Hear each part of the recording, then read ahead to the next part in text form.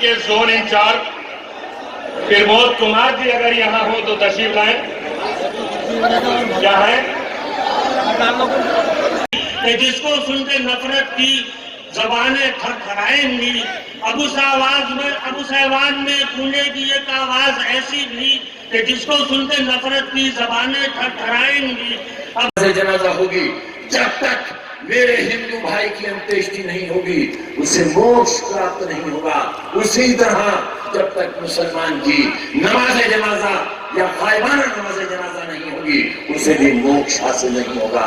عمران تم کیسے اسلامی ملک کے وزیر اعظم ہو؟ 350 لڑکیوں کی نماز جنازہ نہیں ہوئی اور ایک کی بھی غائبانہ نماز جنازہ نہیں ہوئی. لعنت ہے تمہارے اوپر, لعنت ہے تمہارے نظام پر, لعنت ہے تمہارے قوم پر. ہمیں احتجاج کرنا, ہمیں احتجاج کرنا. اور ہم اپنے وزیر اعظم سے کہنا چاہتے ہیں کہ کل آپ کو صفائی دینا ہوگی 130 کروڑ ہندوستانیوں کو. کیوں انتظار ہے عمران خان کو آپ کو دوبارہ آنے کا؟ کیا معاملہ ہے, کیا معاملہ ہے, کیا بات ہوئی ہے آپ کی اس سے, کیا طے ہوا ہے اس میں شاہ کا؟ آنکھیں کھولو ہندو بھائیوں, آنکھیں کھولو, آپس کے رشتوں کو اچھا کرو. اور ہر شہر میں گانے بجائیں گی. میرا چوکیدار چور ہے, میرا چوکیدار چور ہے, میرا چوکیدار چور ہے, میرا چوکیدار چور ہے, میرا چوکیدار چور ہے. پاکستان کا ایجنٹ میں ہوں یا پورے ہندوستان کو بتاؤ,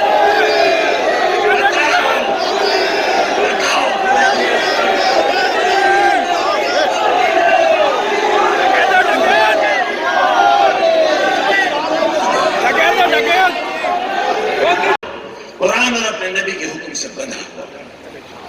میں تم سے اتنی محبت کرتا ہوں جتنا کوئی تم سے محبت کرتا ہے. میرے اسکول ہے, میری یونیورسٹی ہے. آپ اپنے بچوں کو میرے اسکولوں میں داخلہ دو, آپ اپنے بچوں کو میری یونیورسٹی میں داخلہ دو. ان کے رہنے کا, ان کے کھانے کا, ان کے لباس کا, ان کی پڑھائی کا سارا انتظام میرے یہ جیالے کریں گے. اور میں یہاں سے تمہارے بچوں کو, میں شہیدوں کے بچوں کو اور ان کی بچیوں کو ڈاکٹر اور انجینئر بنا کر بھیجوں گا.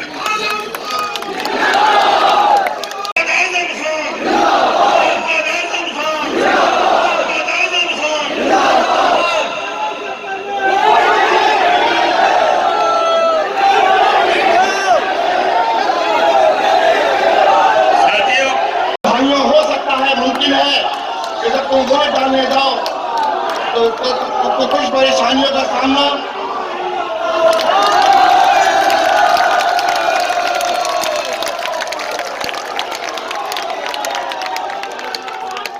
ستر سال کے آزاد ہندوستان میں اور 70 سال سے پہلے ہزاروں سال کی دنیا اور 800 برس کے مغلیہ شاسن کو ہم ہندوستان کی عوام کے لیے اور خاص طور سے مسلمانوں کے لیے ایک لعنت کا دور مانتے ہیں. اس لیے کہ جیسے رامپور کے نواب نے یہ قلعہ بنوایا, محل بنوائے, کوٹھیاں بنوائیں, اگر اس کم نصیب نے رامپور والوں کے لیے اسکول بنوائے ہوتے, کالج بنوائے ہوتے, یونیورسٹیاں بنوائی ہوتی تو آج رامپور میں بیڑی بنانے والے لوگ نہ ہوتے, رکشہ چلانے والے لوگ نہ ملتے. اور اسی طرح اگر مغل بادشاہوں نے قلعے نہ بنائے ہوتے, دلی کا لال قلعہ, آگرہ کا قلعہ, اتنا پیسہ لگا ہوگا اس زمانے میں کہ اگر مغل بادشاہوں اپنے جج کے عہدے سے استعفیٰ دے دیا. جانتے ہو بھگت سنگھ کے کیس میں کون گواہ تھے؟ کون تھے گواہ؟ جھوٹے گواہ. میں ان کے نام نہیں لوں گا, لیکن ان میں سے کوئی بھی گواہ مسلمان نہیں تھا. اور بے گناہ بھگت سنگھ کو پھانسی ہو گئی اور بھگت سنگھ کو شہید کہہ کر ہم شردھانجلی دینے لگے.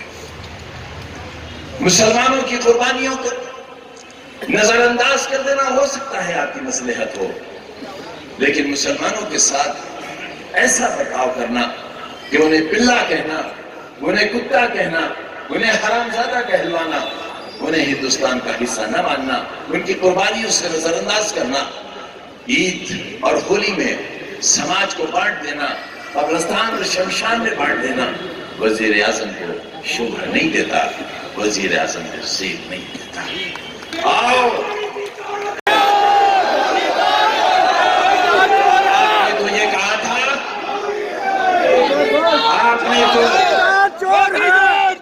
آپ نے تو یہ کہا تھا وزیر اعظم محترم کہ وہ ایک سر لیں گے تو میں 10 سر لے کر آؤں گا۔ کہاں ہے آپ کا وعدہ؟ کہاں ہے آپ کا چیلنج؟ چلاؤ چاہتا ہے ہندوستان، ہندو بھائی چاہتے ہوں نہ چاہتے ہوں، ہندوستان کے مسلمان چاہتے ہیں، کیونکہ کارگل کی پہاڑیوں پر ان کے لہو کی چھینٹیں بھی موجود ہیں۔ نعرہ تکبیر، اللہ اکبر لگا کر کارگل کی پہاڑیوں کو جیتا گیا تھا۔ ہم بھی تھے وہاں، ہم بھی تھے، کیونکہ ملک ہمارا بھی ہے، کارگل کی پہاڑیاں ہماری بھی ہیں۔ مرنے والے جوانوں کا خون اور ان کی ماؤں کے آنسو، ان کی بہنوں کی سسکیاں اور بچوں کی کراہٹیں ہماری کراہٹیں ہیں۔ میں نے ان تمام شہید جوانوں کے خاندانوں سے اپیل کی ہے کہ میں مسلمان ہوں، دشمن ملک کے لیے وزیر اعظم آپ کشمیری شال لے کر گئے، کیا تھا آپ کو؟ کیسے لے کر گئے آپ نے کشمیری شال ایک دشمن ملک کی ماں کو کیوں ملائی؟ کیوں بیٹھ چھوئے آپ نے اس کے؟ کیوں آپ نے اس دن کی فوٹو ریلیز نہیں کی؟ کیوں نہیں بتایا آپ نے ہندوستان کو کہ آپ کے جانے کا مقصد کیا تھا؟ آپ پر یہ بات کہ عام ہندوستان کے لوگوں کو عام کھانا میسر نہیں ہے غربت کی بنا پر، اور آپ ہندوستان کی محنت کش لوگوں کا عام لے جا کر دشمن ملک کے وزیر اعظم کی ماں کو کھلاتے ہیں، بھائی کو کھلاتے ہیں، اور وہ لوگ موجود تھے اس کمرے میں جہاں تک میری معلومات ہے ہندوستان کو جن کی تلاش ہے۔ آپ کل نواز شریف کے دوست تھے اور آج عمران خان آپ کے دوبارہ وزیر اعظم بننے کا انتظار کر رہا ہے۔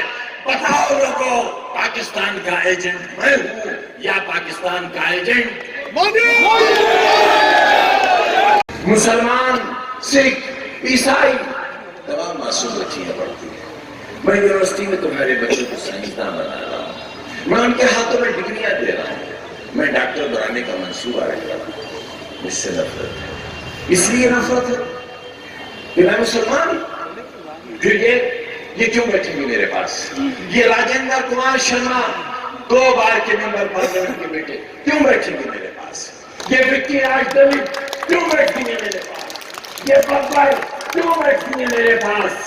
یہ ٹھاکر وریندر سنگھ کیوں بیٹھیں گے میرے پاس؟ ارے آؤ مودی جی، یوگی جی، سبق لو ہم سے تمہارے اسٹیج پر، اور وہ جس کی انگلی پکڑ کر ہم چلے تھے اور جس کا ہاتھ پکڑ کر گولی چلاتا ہے، ہم نے جب ہوش سنبھالا تو سنبھالا تم کو، ہم نے جب ہوش سنبھالا تو سنبھالا تم کو، اور تم نے جب ہوش سنبھالا تو سنبھلنے نہ دیا۔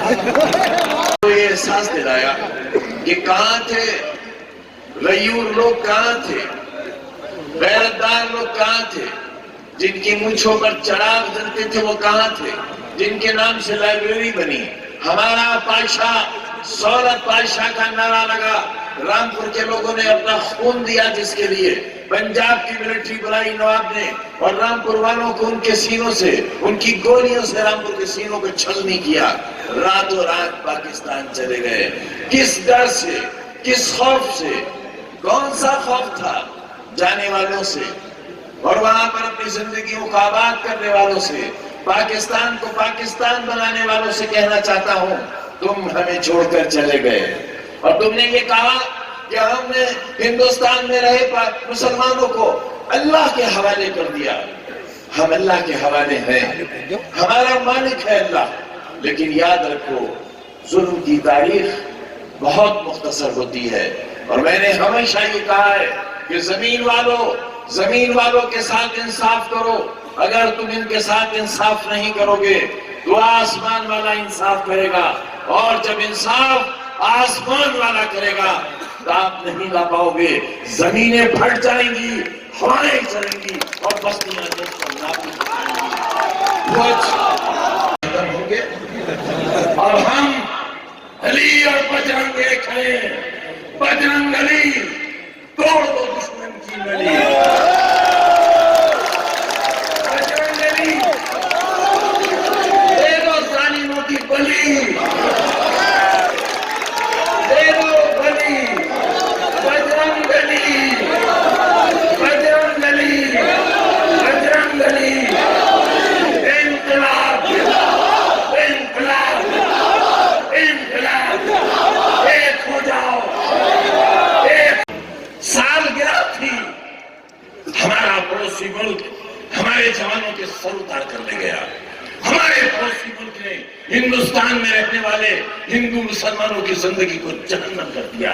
ہندوستان میں رہنے والے مسلمان غدار کہلائے جانے لگے، مسلمان پاکستانی ایجنٹ کہلائے جانے لگے، ISI کے ایجنٹ کہلائے جانے لگے.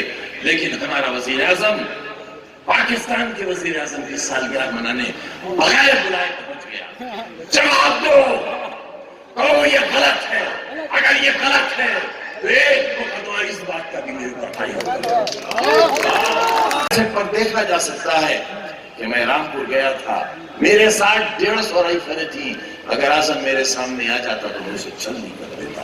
ارے کیسے چھلنی کر دیتا، کیسے مار دیتا.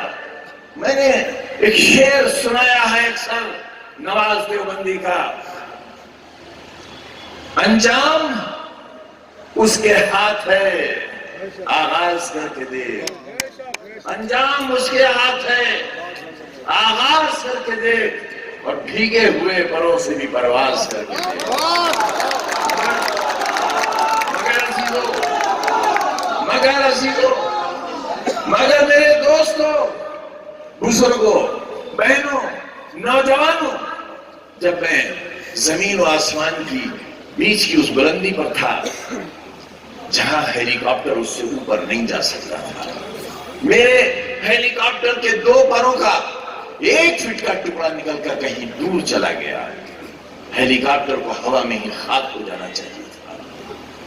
میں نصر من اللہ فتح قریب پڑھتا رہا. ہیلی کاپٹر زندگی اور موت کے بیچ جوجھتا رہا. زمین پر اترا اور میں نے نواز بھائی آپ کے اس شعر کو بدل دیا.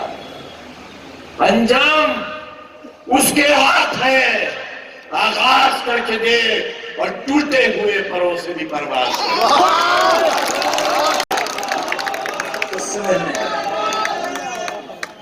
دیکھو آ کر. یہ ہے گنگا جمنی تہذیب کا مظاہرہ. یہاں ایک رنگ نہیں ہے، اکیلا بھگوا رنگ نہیں ہے. یہاں ہندو ہے، مسلمان ہے، سکھ ہے، بہنیں ہیں، بھائی ہیں، سب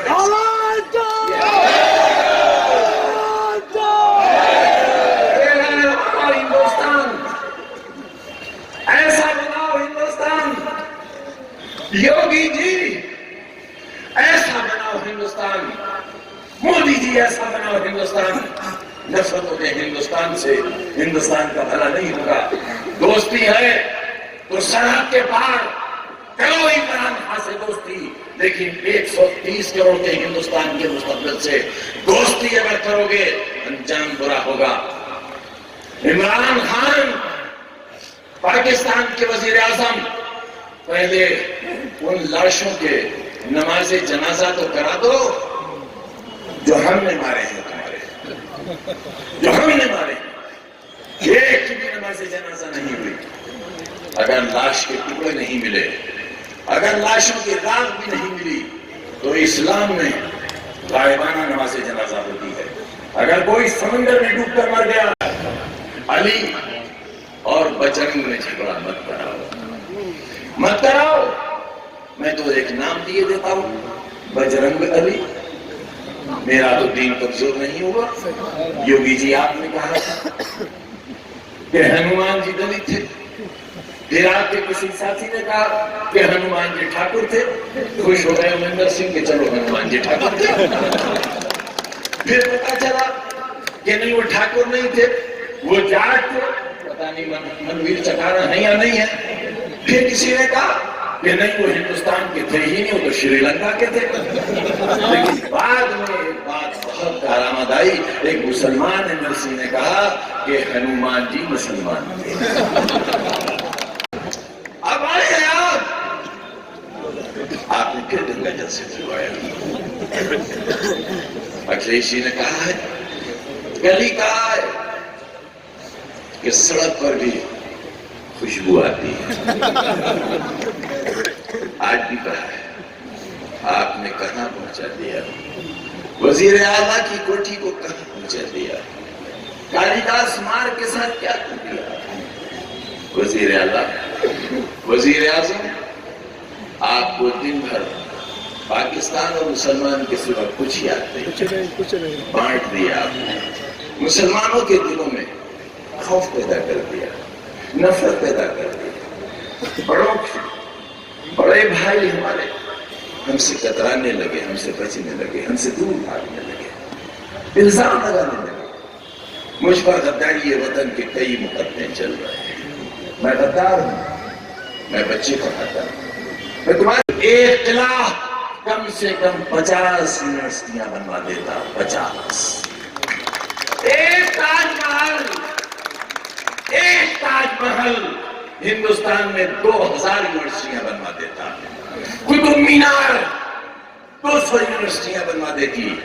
तुम्हारे आलिशान मकबरे जिनमें मालूम नहीं तुम्हारे साथ अल्लाह क्या मामला कर रहा है, अगर ये मकबरे न बनते और तालीम का इंतजाम होता, मैं दावा करके कहता हूं, मैं अल्लाह के घर को गवाह करके कहता हूं, रामपुर के कमजोरों, तारीख बन जाओ, ये पैगाम दुनिया तक पहुंचाओ कि मुगल हमारे पूर्वज नहीं थे। अगर वो हमारे पूर्वज होते तो आज हिंदुस्तान का मुसलमान अमेरिका में रहने वाले लोगों से आगे होता और चांद और सूरज तक पहुंचने वाली ताकत हिंदुस्तान में होती।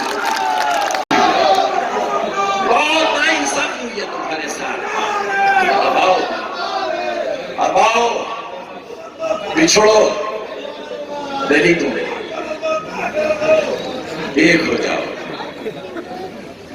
मैं कमजोरों से कह रहा हूं, मैं दलितों से कह रहा हूं, मेरी वो बहनें यहां बैठी हैं, मेरे दलित भाई यहां मौजूद हैं जो मेरे करीब हैं। मुझे उनके मुंह से कभी बू नहीं आई, मुझे उनके पसीने से कभी कराहत नहीं हुई, मुझे उनकी शक्लों से, उनकी गुर्बत से दूरी का एहसास नहीं हुआ। इसलिए कि मैं जानता हूं उनके साथ तारीखी जुल्म हुआ है, ज़्यादती हुई है। मैं इकरार करता हूं उस जुर्म का जो हमारे बड़ों ने किया।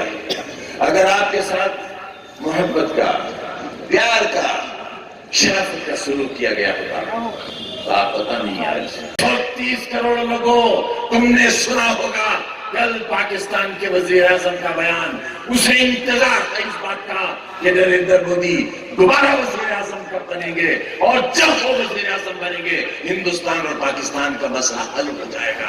वो तुम्हारा दोस्त कल भी था, वो तुम्हारा दोस्त आज भी है, कल भी तुम साजिशों में उसके साथ शरीक थे, आज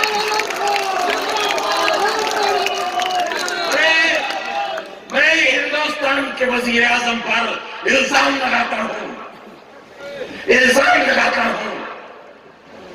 कि अब से 2 बरस पहले अफगानिस्तान कंदहार से आपका जहाज उड़ा, उसने इंटरनेशनल परमिशन नहीं ली, दूसरे मुल्क की इंटेलिजेंस से क्लियरेंस नहीं ली, और आपका जहाज पाकिस्तान के वजीर आजम से मिलने के लिए उनके शहर, उनके घर पर उतर गया। साथ होते आज आपकी दुनिया अलग, पिछड़ों की दुनिया अलग, मुसलमानों की अलग, अगड़ों की अलग, तहजीब इस तरह बढ़ गई। बंद मुट्ठी को खोल दिया गया और उंगलियों में तकसीम कर दिया गया। दलितों आओ, تمہارے جسم سے کھال اتاری ہے کسی نے؟ تمہیں مندر پر نہیں چڑھنے دیا گیا، تمہیں پانی نہیں پینے دیا گیا، تمہاری بہن، تمہاری بیٹی، تمہاری ماں اتر پردیش کی وزیر اعلیٰ بنی، تو ایک اونچی ذات کے وزیر اعلیٰ نے سرکاری آواز کو گنگا جل سے دھویا۔ اس سے بڑی توہین، اس سے بڑی ذلت تمہاری اور انسانیت کی اور کیا ہو سکتی ہے؟ ایک پچھڑا جب وزیر اعلیٰ بنا تو کیونکہ پچھڑا تھا، وہ بہت ہین تھا، وہ گرا ہوا تھا، اسے وزیر اعلیٰ ہونے کا حق نہیں تھا۔ وزیر اعلیٰ تو اب آئے ہیں چلم کے ساتھ۔ یہ علاقے گواہ ہیں گجرات کے ظلم کے بعد وہ جو نجار کیا اللہ کا دیکھنا بھی پڑا اور برداشت بھی کرنا پڑا۔ میں آپ سے کہتا ہوں کہ میری اور آپ کی دور اندیشی میں بس اتنا فرق ہے کہ جس کو میں انگلی پکڑ کر لایا تھا، میں نے جس کے قریب آپ کو اتنا بھی نہیں آنے دیا تھا کہ آپ کا کاندھا اس کے کاندھے سے ٹکرا جاتا، اسے پہچاننے میں رامپور کے لوگوں، سماج کے لوگوں، ہندوستان کے لوگوں، اسے پہچاننے میں ایک لمبا عرصہ لگا آپ کو، اور وہ لمبا عرصہ تھا 17 برس کا۔ لیکن میں جسے پہچاننے میں فقط 17 دن کا عرصہ لگا، اور 17 دن کے بعد میں نے ارادہ کر لیا میری زندگی الگ ہو گئی اور ان لوگوں کی زندگی الگ ہو گئی۔ ایک بیمار، ایک ذہنی بیمار، ایک جسمانی بیمار، یوگی جی بہت برباد کر چکے آپ ملک کا بٹوارا، ہندوستانیوں کے دلوں کے بیچ کا بہت بٹوارا کر چکے، بہت بانٹ چکے ہندو اور مسلمان میں، آپ بہت لڑوا چکے، آپ بھول گئے عبدالحمید کو، آپ بھول گئے۔ کیوں بھول گئے آپ؟ کیوں بھول گئے اس شخص کو؟ ان زیدی صاحب کو کیوں بھول گئے؟ میرے نوجوانوں اور بزرگوں، جب شہید بھگت سنگھ کو پھانسی کا حکم ہونا تھا، جج کی کرسی پر سہارنپور کے ایک مسلمان جج بیٹھے تھے۔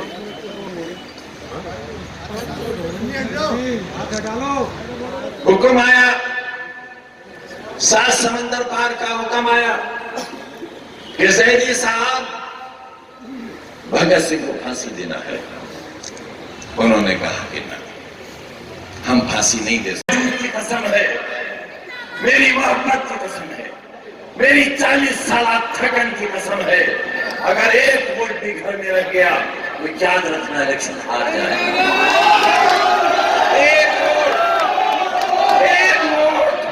دشمن بہت سمجھدار ہے، وہ نہ جلسہ کرے گا، نہ جلوس نکالے گا، نہ ہینڈ بل بانٹے گا، وہ بٹن دبائے گا۔